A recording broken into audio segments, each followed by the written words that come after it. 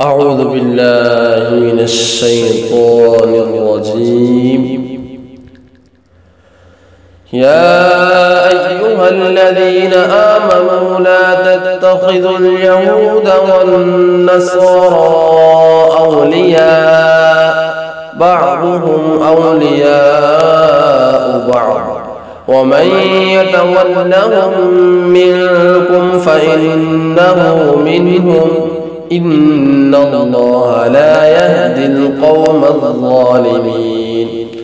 فترى الذين في قلوبهم مرض يسارعون فيهم يقولون نخشى أن تصيبنا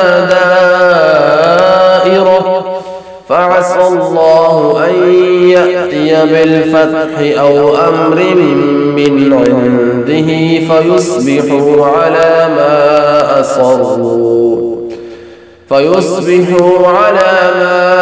أصروا في أنفسهم نادمين.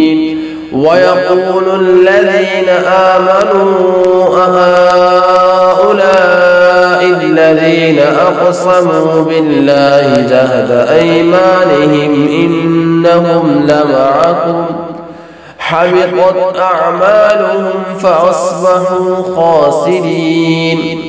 يا أيها الذين آمنوا من يرتد منكم عن دينه فسوف يأتي الله بقوم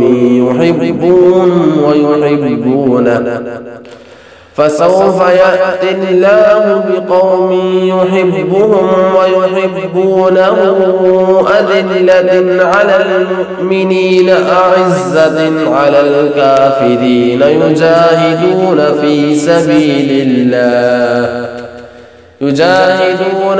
سبيل الله ولا يخافون لومة لائم.